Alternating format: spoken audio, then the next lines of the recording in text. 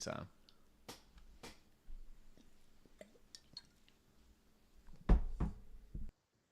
2 minutes. It should take 2 minutes.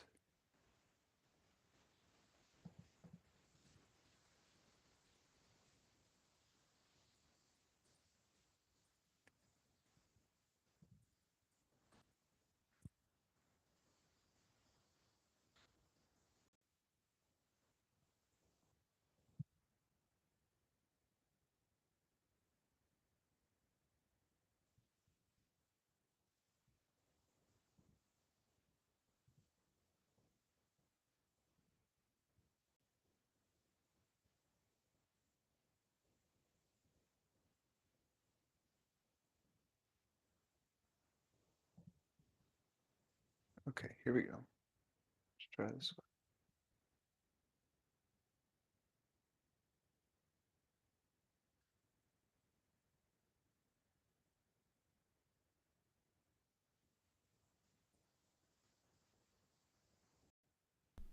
Could post it afterwards. The YouTube exclusive.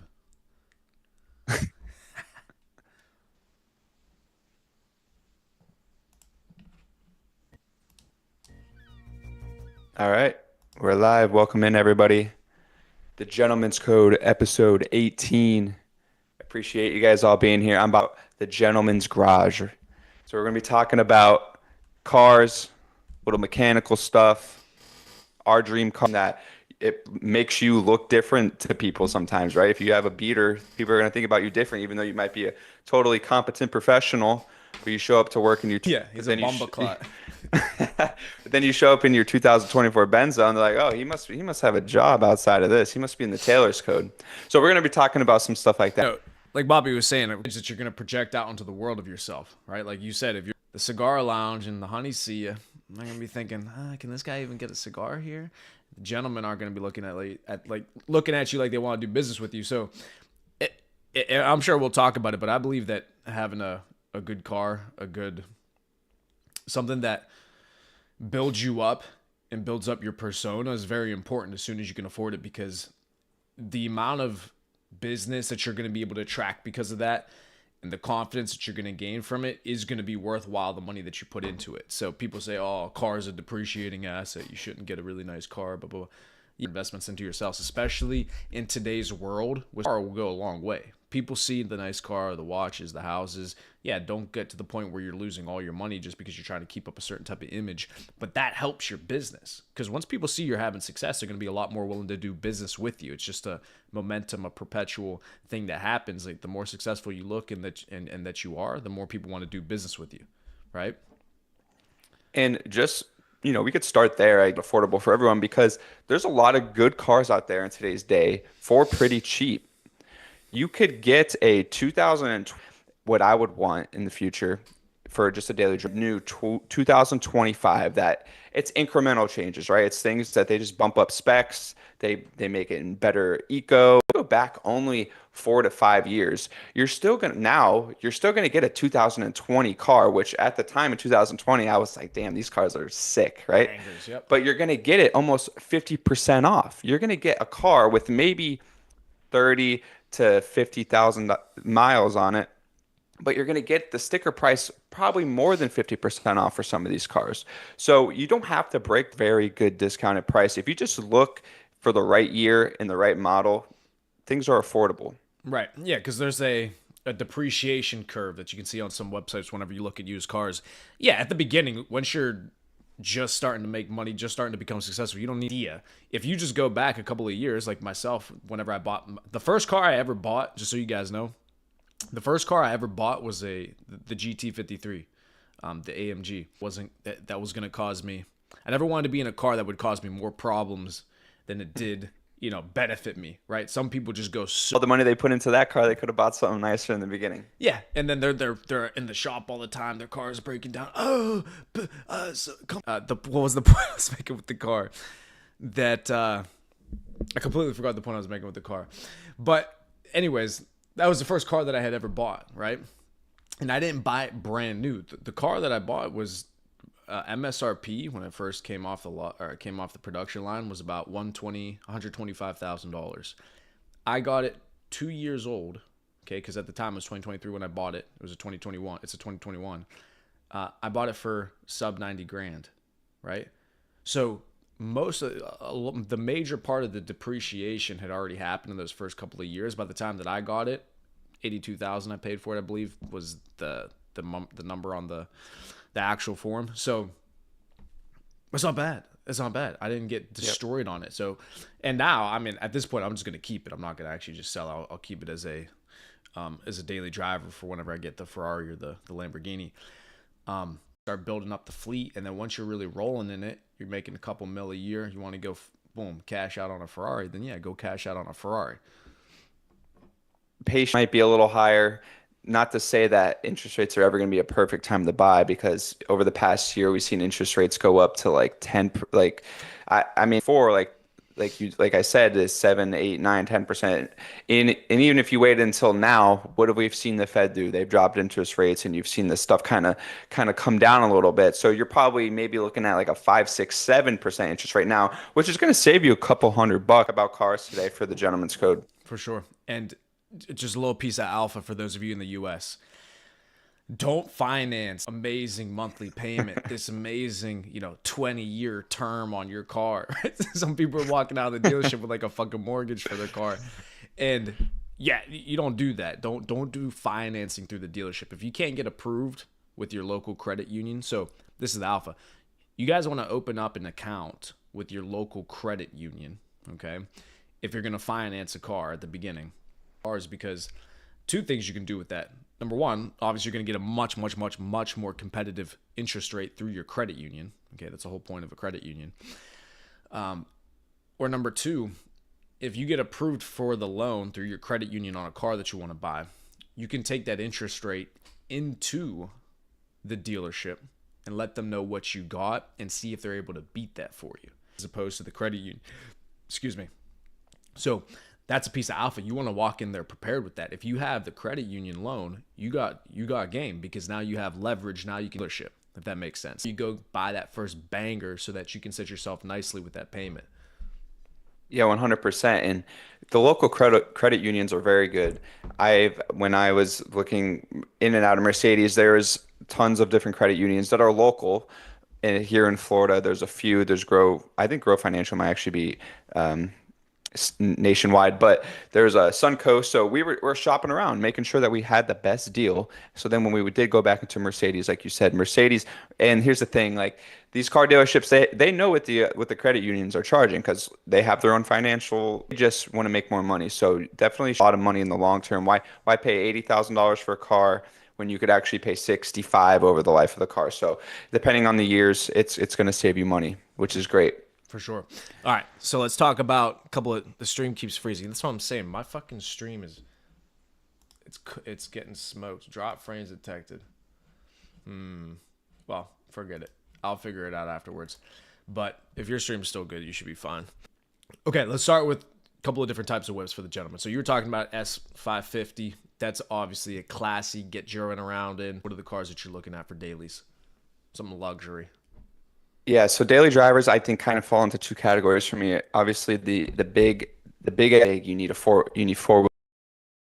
Like you said, that the S550, it's that classy, it's elegant, it's the interior is beautiful, but it's not like, it's still a sports car in its heart. It's got that big Mercedes engine in it, but it's not that rah, like down the street. Like that's when I say like a daily driver, I'm looking for something that is not. I'm looking for something that's not like that. That's Right. not going to be screaming down the street. I'm looking for something quiet, get you to work in the morning, nice and peacefully, but get you there in one piece. Right. So just one more car, daily driver as well. I like the new the big body BMWs. I believe they're the 580 Qs or something like that. Is it the The, 580? So I know that the new 7 Series came out. You talking about the new 7 Series that look like Yes, it a. might be yeah, the ones that look like a Rolls Royce. Exactly, yeah, it's a 7 Series. Okay, got it. Yes, the new 7 Series, the i7. I really like those.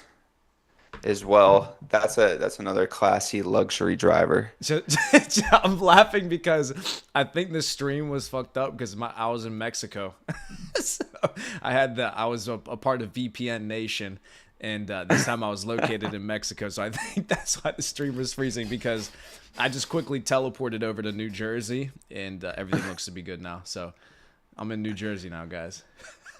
New Jersey. Those 7 Series BMWs are classy, though. I like them. Me personally, I'm not a BMW guy. I wouldn't buy one myself, but the 7 Series are definitely bangers. Those are bangers. So, in terms of a luxury sedan, if I'm looking for a cruiser, I'm sticking with Mercedes. Yeah, I like the S Class. I like the Maybachs. When we were in Arizona, I test drove the dealership that I go to for my GT. They sent me an invitation to test drive a limited edition Maybach they had at the dealership, and that thing is a fucking. So here's the thing. I would never buy a Maybach as just if that was my one or one of the 2 cars I had, because it's just not. You literally need to be driven around in it. Right? So people want to say, oh, that's a car you got to get driven around in. I mean, literally, you don't buy that car unless you're being driven around in it. Because I have videos and posts I put up of me in the Maybach, and the sales guy, he's driving, and I'm in the back fucking sprawled out. Got my, The back seat's nicer than the front. oh my goodness, The class. cooler. Yeah, I got the champagne cooler, boom, I'm busting it out. I'm taking a sip of a Pellegrino out of the champagne glass because I don't drink booze. And then I got the driver up front, etc. Yeah, that's good. If you have it as like the 3rd or 4th whip for date night, you get the girls, you get your honey. You guys are in the back having a little sip of wine. You get your driver. That's cool, but I would just never have it for a daily driver. As my only car. What else are the luxury sedans that I like? Rolls Royce are obviously beautiful. I would probably do. It would either be the Maybach or a Phantom. Would be my big body luxury. Okay, I want to ride around presidential. What do you like Audi? What do you like anything that Audi? I like the A5. That's kind of just that's just like a regular. That's nothing special, nothing luxury, but the A5s I think they're nice. So the thing with Audi is I do love them, and when you're inside of them, they're very sleek and clean. The only thing, so for me, between Audi, Mercedes, and BMW, I have Mercedes is number 1, Audi 2, BMW 3. So I do really like the Audis, but the thing is if I could have one or the other, I'd choose the Mercedes. I agree. Yeah. Because I've been in A8s, I've been in A8Ls, I've been in them. They're great, but it's just, for me, the interior is a little bit too bland. It's just, there's not enough going on. With the Mercedes, even in my GT, right, it's not a luxury sedan, it's a fucking sports car, but the interior is so classy. I mean, you get the ambient lighting. Every single time a honey gets into the GT, I got that purple going, the purple ambient lighting. The Mercedes just hits different. It's class. And then the honeys love every single time they met. That purple's nice. Yeah, baby, I put it on for you. They love that royal purple. And so, yeah, so for me, it's just Mercedes. I love Mercedes. The sound system, too, whenever you get the upgraded sound system, the Burmester sound system, boom, banger. I'm playing Roddy Ricch in there. I'm playing a little TJ. Ooh, can't fuck with me when I'm driving around. So when I first started answering that question, I mentioned like the SUV side of it, and I said Range Rover Sport is cream of the crop when it comes to that. But also, I think the American companies do SUVs very well. So your Chevy Suburbans, your Chevy Tahoes, and your Lincoln Navigators, your Cadillac Escalades, even your Ford Explorers are like top of the line $100,000 cars now. So those are all, if you have a family, if you gotta tow people around, maybe you're going out with the squad, you and the guys are going out, everybody pile into the truck and then you head out to dinner because you can't fit everybody in a sports car as nice as they are. Everyone's going to be crammed in the back of the 2-seater. So if you and the squad are going out, you want something a little more space and a little more luxury too. I like the Cadillac Escalades, are beautiful in 2025s, and then the Chevy Tahoes would be my top pick for an SUV. So that's just a different type of ride you're going to Yeah. go out in. So no surprise, my favorite SUVs are the GLE 63 AMGs. The GLEs Mm, are because I always see them at the dealership whenever I get the car serviced, and yep. every time that's the one I gravitate towards. The GLE is just the perfect mix in size because the GLS is more like the fucking S class. It's just big body, Yeah. luxury, which is nice. Mhm. The GLC is just too small for me. It's a little bit too, a little too, pussy.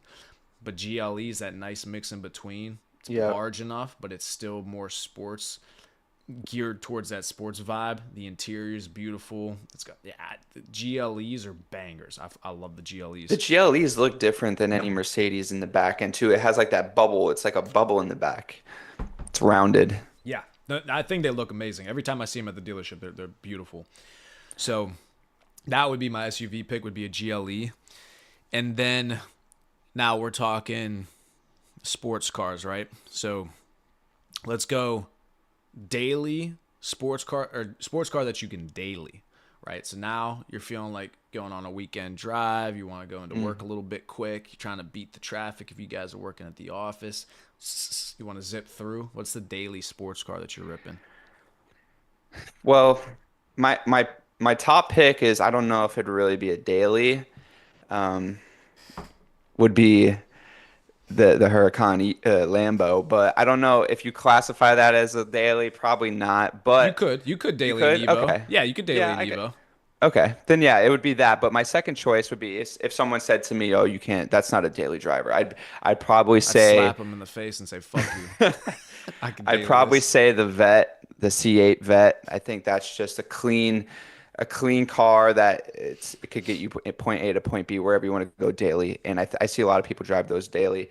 Wouldn't be my top choice. Like I said, it'd probably be the Lambo, uh, the Huracan, but I don't think the C8 even comes close to the Lambo. So The C8, that's what Logan had. So Mhm. he had the C8 in AZ, and we would go ripping on the weekends and shit. He dailied that, and it was completely fine. Yeah, the Yep. C8's for sure. You can daily that. C8's a banger. The V8 naturally aspirated engine sounds fantastic. Yep. Rips fast as hell. He would smoke me off the line in the GT. He would smoke me in the C8. Yeah, the way they built those new C8s was just crazy. They completely changed the whole Corvette line moving forward and put the engine in the back, obviously, to compete with the foreign sports cars, and it people loved it. Yeah, no, I agree. I was never a Corvette fan. I never thought they looked like anything special or was very impressed by them. The C8, classy. The look is Hmm. different. It looks European. It looks fast. It looks menacing. It's just a way more attractive sports car. The C8. So that was cool. I only drove. Did Logan ever let me fucking drive that? Trying to think He if he does, let me drive. did he get rid of that when he got the Jeep? Yeah, yeah. So he got rid of that for the Jeep because now he's in Pittsburgh. So the C8's probably not the best for the wintertime. So hilly in Pittsburgh. It's not a great car to have. Nah, not during the wintertime. You're gonna be fucked. So the C8's a good daily for me. Daily sports car. I mean, you basically had already said it. So I would do Evo because that's literally between the Evo or the 488 or the F8 or the Hmm. 812. Now, that's what I'm between in terms of buying. But could I daily an 812 super fast? I found out when I went to go test drive the first one that probably not. Okay. Because I almost banged out the 812 when I went to test drive it at the dealership that I bought my GT at. I test drove it and I'm in there with the car salesman. And I've never driven an 812 before. So it's a V12, naturally aspirated engine. Probably what, 800, 700 horsepower. I'm coming around a turn, one of the last turns on the test drive, and he's like, "Hey, open it up a little bit, see how it feels." Bruv, I probably went down 10% on the pedal, and I'm going 20, 30 miles an hour. I put down 10% on the pedal, fucking fishtail the back end and almost go sideways on the road. Bro, I look at the salesman. He looks at me and he's like, "Yeah, let's go back." I was like, "All right." Insane power. So I wouldn't be able to daily the 812, but That would be fucking insane. But I would daily the Evo, or I would daily the F8, Quick probably. question on the F8. Is that the one that has the big hood and the engines in the front? The F8? That's No, the the end. two-door? What's the one? What's the Ferrari it's the two-door, but then it's got the engine in the front? That's the A12. That's the A12, Yeah, okay. yeah, yeah. Thought that was the F8. So the F8's that's the V8. So it's twin turbo V8. Mm-hmm. The 812s are the 12 cylinder, and then Oh, okay. yeah, and then the SF90 I believe is a 12 cylinder as well. Yeah, The SF90, that's the big daddy, that's a right? big daddy. Yeah, the SF90s have come down in price incredibly. They used to be going for close to a million, 800 grand, 900 grand. Now it's 600 grand, 500 grand for an SF90. I personally am not a huge fan of the SF90. I mean, they're a banger. Obviously, it'd be cool to have one, but I wouldn't. Me personally, that wouldn't be my first choice. So I'm between the A12 Superfast and the F8 in terms of the Ferrari that I would buy. So when you went to test drive, you went to the Ferrari dealership. Did they mention or did you go to the Ferrari dealership? So I went to, it's called Luxury Auto Customs. It's where I bought the Got it. GT at. And so they're just a exotic car Yeah. dealer. So they had an A12. So what I was gonna ask is if, but you didn't go to the Ferrari dealership, but I heard there is kind of like a cult like for in Ferrari where they make you start off with a certain starter car, and then you got to hold that for a certain amount of years, and then you could bump up to the next model, and then so on and so forth. So these people that are buying these SF90s, these supercars, they actually like they're getting it way before they even get to America. So like they put their pre-orders in before the cars are even shipped in over here. So what is your interpretation on how to get involved with Ferrari like that, as opposed to like if you wanted to buy new versus secondhand? And how do you think like you could get involved? Because I know you do want to get them. How do Yeah, you think you're going to get involved and do that? that's a good question. So I actually went to the Ferrari dealer in the Woodlands near Houston. I actually have this guy's card still. I'm about to put him on blast. I don't want to show his name. Man, nah. I mean, give him some business. Yeah, give them some. Yeah, his business card. Official Ferrari dealer. Yeah, the Woodlands. There you go. So that's why I went to go look at an 812 Superfast the second time. And correct. So to be able to get a Ferrari allocation, if you want to buy one brand new, you obviously have to start off at a lower model, try to see if you can even get an allocation if it's possible, and then they work you up. Same thing with Porsche. Same thing, right? Now, so what was with the Ferrari? So yeah, so when you first start out with Ferrari, so I'm doing the same thing. I'm not gonna get an allocation off the rip, and they're not even producing the 812s anymore. So you have to do certified pre-owned. Okay, now you don't have to do certified pre-owned. You could go to a luxury, exotic car dealer and buy one offhand, right? But the problem with that is that you don't necessarily know the condition that Ferrari's in. So if you don't know what to look for, or what are the damages that are possible, or what are the failures that are possible, and you buy one from an exotic car dealer, you don't know what you're doing, you could get completely fucked. And it's not cheap to fix a Ferrari, as you can imagine. Okay? I got into a light fender bender in the GT. All I did is jacked up the front grille. I mean, I was driving around, you couldn't even tell that I hit somebody. Bro, 30 grand just to replace the front bumper and some of the components inside of it. 30 G's. Boom. So think about what it is for a Ferrari to fix anything. Okay? So you want to go certified pre-owned. So on Ferrari's website, this is where I look at the Ferraris. They have a section where they certify them by Ferrari that everything's working well, the mechanics are good, the components are good, the electrical components are fine, and they certified it. Boom, Ferrari official pre-owned, and that's how I would buy it. So I'm gonna through that website, I'll find somebody that has a certified pre-owned Ferrari, and then I'll go to that dealership and pick it up. Nice. Yeah. And that's a great point, and I want to touch on that super quick, is the certified pre-owned aspect of cars, because you hear about it a lot, but I honestly I didn't know what it meant to be a certified pre-owned for a long time until I started getting back into cars. And pretty much every dealership is going to have their cars come back once they buy them back from a lease, right? Say somebody's lease is up on a GLE after 3 years, they're going to bring it back to the Mercedes dealership. If that person doesn't want to buy it back, Mercedes is going to take it back. They're going to do the state inspection on it. They're going to do the whole Mercedes inspection, tires, brakes, all that kind of stuff. And then once, like Priamo said, like in the Ferrari example, once it's up to Mercedes standards, then it'll be a certified pre-owned. So once Mercedes certifies it as it's a pre-owned vehicle, then it'll go back on the lot as a certified pre-owned. Correct. So I think that's, like you said, that's the best way to buy a car. Make sure it's a certified pre-owned because you know it's coming back from the dealership as okay and everything's good. The Carfax is good, all that kind of stuff. But it did take me a while to kind of know what a certified pre-owned was as opposed to just a normal car. Because I was doing a lot of research on it because, like I was saying, with a car like that, you don't want to pull trigger on a car like a Ferrari and not understand what you're getting yourself into, because it's more than just being able to afford the car. Okay, now it's being able to afford the maintenance, the upkeep, fixing something if it breaks, right? It's not cheap. The shit is the price of everything scales with the product that you have. So if you buy a Ferrari, Ferrari's assuming you have Ferrari money. So guess what? That means it's going to cost Ferrari money to be able to fix it, upkeep it, get it serviced, all those different tires, brakes. I mean, on the GT, yeah. I Go was just ahead. say, how much is the oil change on that? I, free. I don't know. I don't even know when I get the Mercedes. Every time I get it serviced, I just say, yeah, do everything that you need to it, and then I just get the bill at the end. I'm like, all right. The service A and B. Yeah, exactly. Yeah, that's it. Who knows what they're doing? I don't know. They're just fucking charging me 3 or 4 bands every time. So I don't know. What the fuck did you guys just do to this thing? You put what, like 100 horsepower in it? Or what'd you do?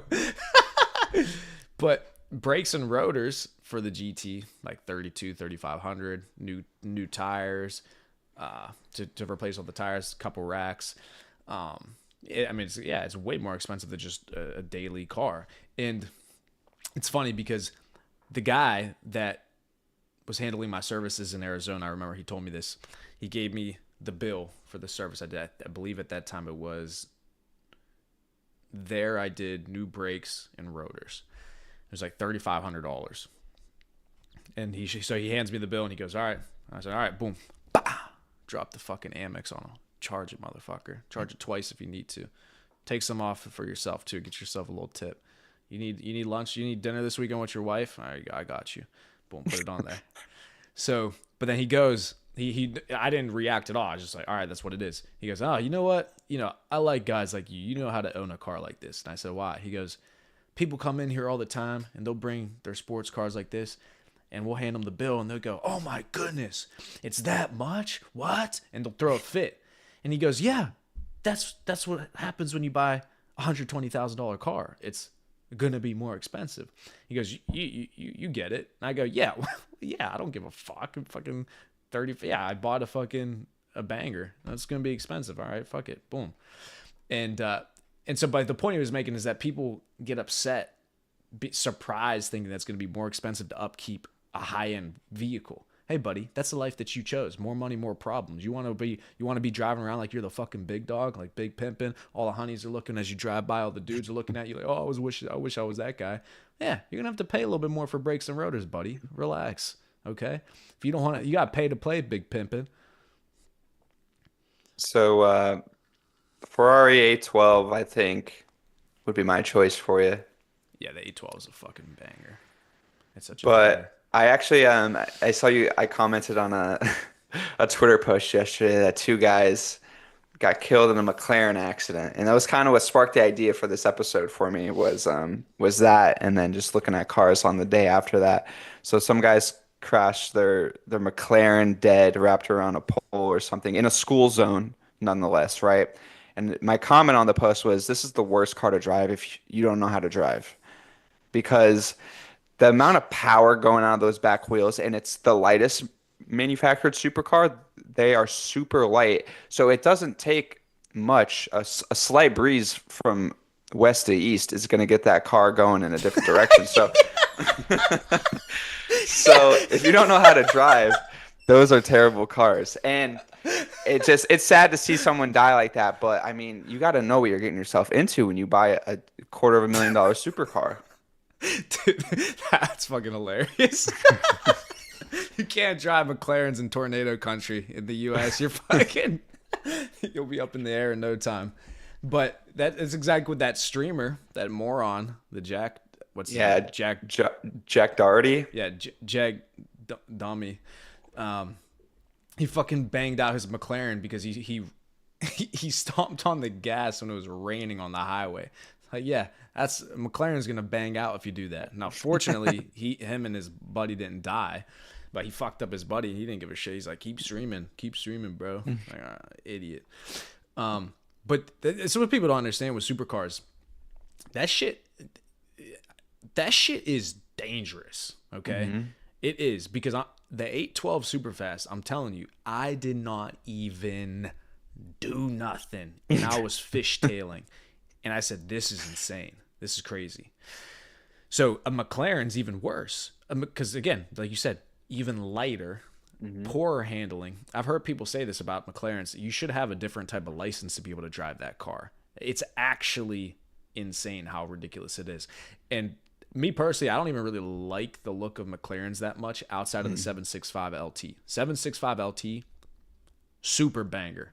That I would buy that car, but definitely not as my first supercar. Fuck no, because you kill yourself. I mean, literally, we just talked about those dudes killed themselves.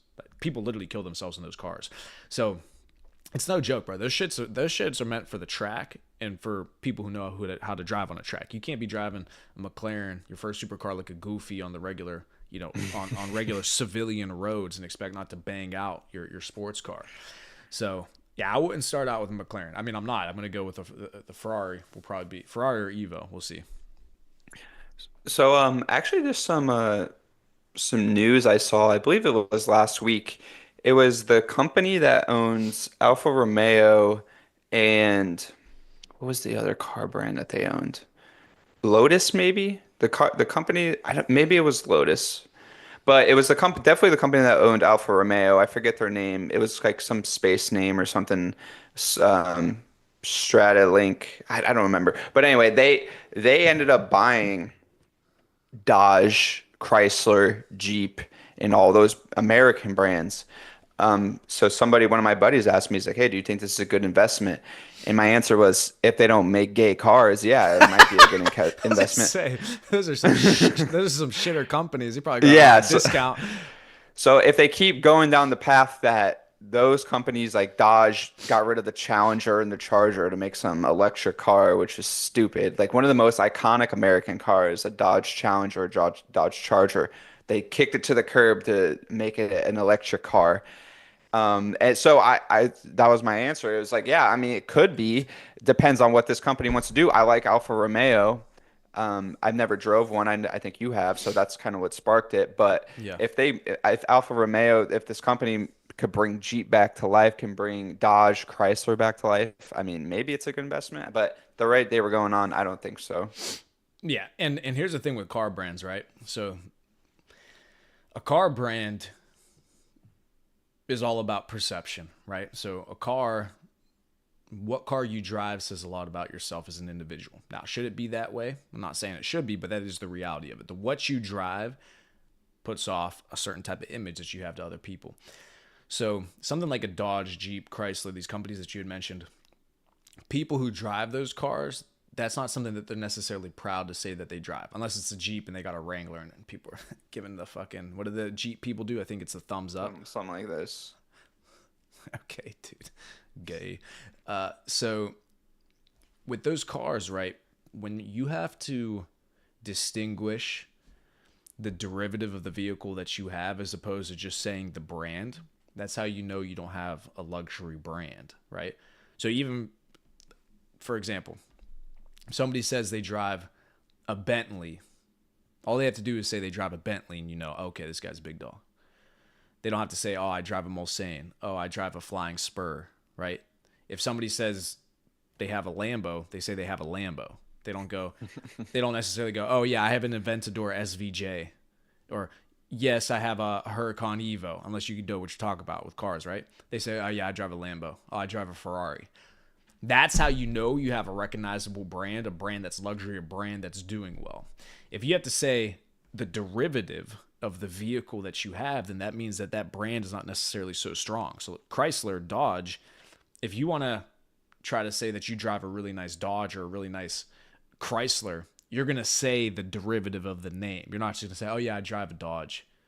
Everybody's gonna think, "Okay, all right, okay, Dodge, cool." I don't know what even Dodge makes, but okay. So that's the difference between the brands. So the company that made that investment, their goal should be, well, how do we make this brand? How do we change the perception of the brand? Okay, that's really what cars are. Cars are all, it's a car. It's got four wheels. It's got an engine. It fucking drives. Okay, but the importance is the brand, the image that you can create for the individual driving that car is what's going to make them want to buy that car, right? So the question is can they change the image of Chrysler, the image of Dodge? That's a great point. That's how I think about other luxury goods like watches, right? When people hear, "Oh, I have a Rolex," they're not looking if it's a Daytona or if it's, Great whatever. point. Great So point. it's the same thing in terms of like a watch or clothes, luxury clothes, right? There's a big difference between if you're buying a $500 Louis Vuitton t-shirt versus a Hanes white t-shirt, right? It's just like it's the brand, it's recognizable. But that company, I looked it up, Mm-hmm. Antis, I guess. So yeah, they bought them out, and they're gonna. It's a weird. The CEO resigned like 2 days after the buyout. So I guess yeah, they're making some changes. Hope it brings some back out. But I actually have a funny story. I don't know if I ever told you this about Chrysler. So my very first car that I got, this was like as soon as I got my permit, my dad got me. Well, he kind of like had it, like he had it for a couple months. He had a Chrysler 300, and it was probably like a 2007, 2000, maybe 2006 Chrysler 300, and we put this subsystems in the back of it, and it was two 15-inch subs. So this thing was boom, boom, like you couldn't even hear yourself if that thing was cranked up. So one of like, because I had my permit, my dad was driving me around in it, and one day we were just on the highway, and he was ripping it, like redlining it, bah, bah. And as soon as we turned down the music, turned down the bass, we hear The car like the clicking. engine knocking. He's like, "Oh no!" The bass was so loud, he blew the engine on the highway, and then that was the end of my first car. Damn, they were bumping Roddy on the freeway and not took out the Chrysler. Took out the Chrysler that easy, and it Damn. was never heard from again. Yep. There was another time when me and Bobby we were up at Seven Springs for a ski trip, and I know you remember this. Of course, you remember this. Me and Bobby had the new A6. The time was what 2021, so it was a newer A6. We're fucking cruising, big pimping. We had the music pumping. It's nighttime. We're up in the mountains, and me and Hmm. Bobby are like, let's go get something to eat. I forget what we were doing. We're just being a couple of idiots. We left the cab. We pumping the A6. We're bam, bam. Definitely listening to Roddy, bro. We're flying. It's pitch black out. We're up in the mountains. We're ripping out of nowhere. I don't know who put the curve there, but out of nowhere on a straight road, we're freaking ripping at 60, 70. Curve out of nowhere. Me and Bobby like, bah. Bro, we put the A6 sideways. I don't know what came over me, but I hit the drift perfect. Somehow we didn't Uh-huh. go off the road. A6 goes sideways. We're ripping around the bend. Or counter steer, catch it, boom, right down the road again. We were good. Acting like I meant to hit it. It was But perfect too because on the side of the road there's usually that gravel. So I think it was like we kind of hit that gravel and it just made the drift perfect around the bend. It was like money. on Money. the I outside of the. I had him plant the gravel there beforehand because I knew I was coming around that bend. Bro, we had that shit sideways, but we made it, baby. We made it. We're good. Professionals. Yeah, professionals, competent in all realms. We've been competent. That's what I'm saying. We don't make mistakes. Even whenever I should have crashed out, I didn't crash out. That was the first time I ever drifted in my life, and I fucking perfect. And then we were back down to fucking going to get our food wherever the hell we were Yeah, going. I think we were just going to the gas station, grab some quick snacks, and it Yeah, was just like literally pulled in sideways. that's it. Yeah. Cars are fantastic. Cars are so much fun to drive. I mean, that's one of the pleasures in life that once you really start making money, you got to indulge in is a nice whip. And don't be one of these guys. Here's the other thing too. Don't be one of those guys that buys nice things just to try to keep them nice and not use them. Hmm. Get out of here with that mindset. If you're gonna buy a nice whip, drive that thing and beat it into the ground. Have fun with it. Drift it. Do burnouts. Just fuck it up. These cars are meant to be driven. The fucking my GT, I ripped that shit. I drifted it all the time. I'm ripping it as quick as I can. It's supposed to be fun. I'm using it. You buy things and own things to be able to use those things and beat those things up. And I smoke cigars in my GT like 3 or 4 times a week, like a gentleman. I got the car ashtray that fits right into the cup holder. Boom. I got my Oh. torch in there. I got my cigar cutter. I'll be driving. Do you Start remember the smoking old it. cars used to actually have the lighters in them? You would press it into the Yep. I don't know, it's like the charging port, like the big charging port. You stick it in there and then you take it out and be hot and just put it Yep. on the end of the cigar. GT has it. It's a Does it fucking does it yeah. have it? Yes, cigarette lighter. Yeah, it has it in there. So you press it down and gets yeah, exactly, gets it all I didn't even hot. know they still made cars with those. Yeah, only gotta have the luxury. See, these guys driving around in Chryslers, they don't got a cigarette lighter in there. Yeah, you gotta have a European luxury sedan if you want a fucking cigar lighter, cigarette lighter.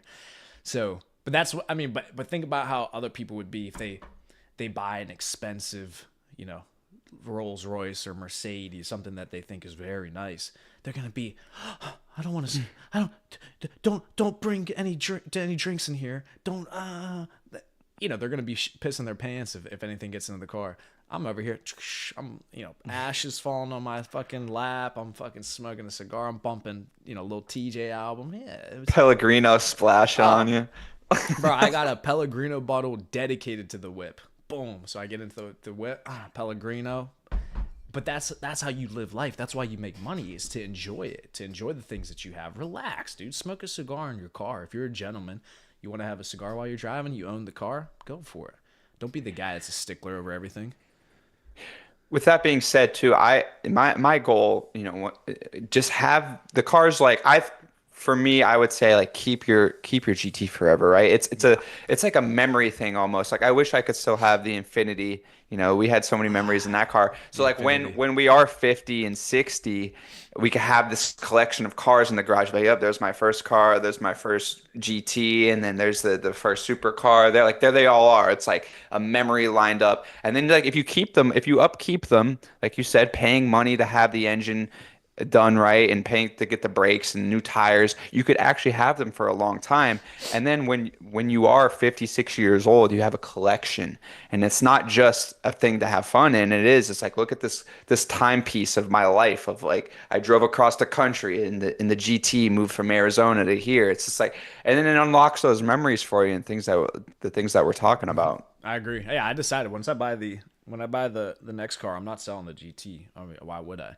Plus, it's a four-seater. The Eva or the 812 would be a coupe. So I still want the four-seater.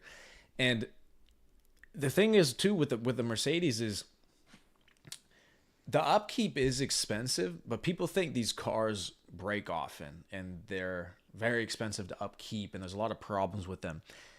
Knock on wood, I've had zero issues with the Mercedes because I upkeep it the way that you're supposed to. That's the thing. People want to try to shortcut and be cheap about their cars and their things that, oh, I don't want to take it yet, or I don't want to get serviced yet, or oh, don't change the tires yet. No, as soon as, right, if I'm at the dealership, they can sucker me into anything. They're, you could get new tires. All right, new tires. The brakes could do it. Do it. Go ahead. Everything. Boom. Change it. Fix it. Boom, boom, boom. Because now I have the confidence that whenever I'm driving it, number one, I'm safe because I have the car upkept. And two, it doesn't break because I get it serviced exactly when I'm supposed to get it serviced and I have them do everything that they're supposed to do. I'm not going to shortcut it. And that's what happens. People shortcut things. This is, incredible lesson for all of life. People want a shortcut. People want the easy way. People want to just skate by without doing it completely right the first time. And that's whenever they run into all these problems, mechanical issues. Well, yeah, because you shortcutted it. You didn't take care of the car the way that you're supposed to. Mercedes, BMW, Audi, these German engineers, they know what they're doing. Okay, they're not idiots. They're not building pieces of shit. If your foreign car is breaking down all the time, it's because you're not taking care of it the way that you're supposed to take care of it because you're being a cheap fuck. You shouldn't have bought the car in the first place then, right? And you could see it because there is cars like I see sometimes some classic Mercedes roll through in early 2000s, a late 90s one that somebody has upkept, kept it in kept it in mint condition, getting the oil changed, and then they come driving down the street and you're like, "Oh, damn, look at that thing. That thing's old." And that's like kind of the mindset I'm trying to build into myself for cars. It's like, okay, it's not just about getting a car to take you to point A to point B. This is like a timepiece. Like when you get this, it's a memory box that you could drive down the road, and you have so much you could think about. And that's what I'm talking about in terms of keeping cars forever, building a collection. So that's my goal. Yeah, no, the gentlemen are gonna be popping out some nice vehicles very soon. Ollie just put in the chat. He said F8, 812, or Eco. Oh, he probably means Evo. I was gonna say Evo. Eco. I ain't driving no electric shit. What the hell? Or Evo after Q1. So that's a great question, Ollie. But because it is between all three of those, it's either the F8, 812, or Evo. So we'll see. The Huracan Evo would be the most capable to be daily driven because Lamborghinis are owned and made by Audi now. So Audi has made them a lot more reliable. They break down less. They're a lot better for being a daily driver. The issue with an 812 and an F8 is that, well, it's not the issue of it. It's just what comes with the territory. Is they are completely 100% Ferrari made, but they're not. They're gonna break down. They're gonna have not break down. They're gonna have a lot more issues more often than an Evo would if I'm beating the shit out of them. So that would be the only difference between the two on whether or not I would go one or the other. But I'm not going to look at it that way. I'm not going to look at it as, oh, I can only daily this car, so I'm going to have to go with the Evo because the F8 might be in the shop. Well, if I still have the GT, I'm good. So that's why it's not really going into my decision-making process. So we'll see. But we will have one by the end of Q1 Ollie, and there's a reason for that. Because if you're inside the Taylor's code, you know why Q1, Q2 is a very important time for next year. If you've been following the live streams, but we're not going to tell you on YouTube because that's what you pay for inside the Taylor's code is to know when to cash out on crypto. Yeah, so this is if you guys are watching and you thought we were just about crypto and e-commerce, just to show you that we're well versed in plenty of realms, the ultimate professionals. That's why we had to jump on here to talk about cars. We honestly have a lot more in-depth knowledge of how things work from an engine exhaust perspective, but so that's some boring stuff to talk about. Today we'll talk about the glitz and the glamour of an Evo and a Ferrari. So we'll we'll keep talking about this stuff. Well, as things come up, I think maybe as big news is dropped and new cars drop, we'll continue to touch on cars. But I thought it was just a good episode just to break up from the crypto talk since markets are kind of down. It's a bummer. Who wants to talk about the markets when they're down? We'll talk about them when they're up next week. But Land Wolf still in price discovery. That motherfucker ripping. So, but no, it was a great episode. I think we should do another one on watches as well. Let's see what this dude just said. the Automobile. Yeah. Oh, that's another thing I'm going to be grabbing next year. I'm going to grab the AP Royal Oak. Ooh, the Royal Oak. I don't think I've Royal, seen that one. Oh, we'll show it on next stream. The Royal Oak is classy. But yeah, we should talk about watches next week. Let the gentleman know a little bit about the watch game. A little bit of because you need these things as a gentleman. You got to have your timepiece. You got to have your car. You got to have the house. And then you got to have your social skills to be able to famoose and finesse and finagle the females. So it's all part Like of we being a said with gentleman. the cars, there's levels to it, and definitely with the watches, there's levels to it. So I actually have a picture saved somewhere of the hierarchy of luxury watches. It like starts off basic, level two, three, four, and then there was like the top level was ones I'd never even heard of. It was like there was Audemars Piguet, but then there was other ones with it. I was like, I don't even know what those are. So I bet you some Jacob and Co's on there. Probably some. it had every brand you could think of in this Yeah. tree. I'll see if I can find it. Yeah, that's how. Yeah, the Rolex was the first one I bought, and then the AP would be the next level up, and then then you have what's the other one? Richard Mille. I don't fuck with Richard Mille. I don't. I think Nah, it's kind of. they look cheap to me. Yeah, no, they do look cheap, but that's the whole gag. Is that it's a it's just a gag, It's the brand that they built, but the Richard Mille, I'm not. That's not me. APs though, higher Patek. Patek, Mm-hmm. classy. But the Royal Oak, you gotta look the Royal Oak up. That one's classy. Cool. I think outside of that, we're good to go, right? You got anything else? Yeah. No, that's all I had for today. Make sure to subscribe, like the Yes. stream if you guys are here, if you made it to the end of the video. Make sure if you guys are watching all the streams that and you're subscribed to go to the link in our bios too. Check out the Taylor's Code. We've had an influx of new members over the past week, so people are getting involved. People are looking at the crypto plays. They're looking at all different stuff. So make sure to get involved, become part of the community where we talk on the daily, be part of our daily group chat where we talk about crypto plays, things that we're doing, cars we're buying, stuff like that. So make sure to get involved. Absolutely. Right now, just so you guys understand, there's 380 people inside of the organization, and we've only been around for a few months. Okay. When we hit 400 members, the membership is going to go from $25 up to $50 a month. Okay. Every single time we've hit 100 new members, we raise and double the membership cost. Here's the thing. When you get in at a lower membership cost, you're grandfathered into that for life, just so you understand that. So when you get in, because 20 people is going to be done by the end of this week, get in at $25 a month, and you're going to be there even whenever we're at $300 a month in a year. Okay, because it is going to happen. The momentum's been picking up. People are getting value. People are making a ton of money off of crypto. People are making money with you off of e-commerce. I mean, the organization works. Obviously, it's growing. So you don't want to just show up late whenever it's triple, quadruple, 5x the price just because you're hesitant on $25. So join within the next 20 people right now so you can get in at 25 before it goes up to 50. And like, comment, subscribe on the stream. That's the last thing I'll mention too. Like the stream, gentlemen. We're coming on here giving you free juice every single week, multiple times a week. Show some love, show some support. If you were here, you were listening. I'm sure it wasn't because you hated us. I'm sure it wasn't because you thought the content was dog shit. Otherwise, you'd be wasting your time. So if you're here, we appreciate you guys being here, but we really appreciate you liking, commenting, and subscribing to the channel to help the organization grow. I said it before. I'm going to say it again. The larger that the group grows, the larger that the network becomes, the more competitive, the more profit, the more money we're going to be able to make. Because when you have the right crew, you have the right community, we can grow and build things just based off of our own willpower. Okay. So once we're thousands of people large, think about the influence we're going to have in the markets. Think about the influence we're going to have in the world. Think about the influence we're going to be able to have with just in political and financial realms everywhere. But that's based off of growth. So help yourself by helping us grow, because the community is yours too. So if you're part of the organization, this is your community too. So 100%. that's what I have. It's impossible to do something by yourself solo in today's age. You need a team to back you, to help you, to tell you when your ideas aren't as good or when your ideas could be better. So that's what we're trying to build here. So if you guys want to be part of the community, part of the team, you know where to go. Check out the link in the bio. Absolutely. Yep. The link in the description, the University for the Ultimate Professional. All right, ladies and gentlemen, we'll see you guys next week on the Next Gentleman's week. Code. See you guys. Busy banger.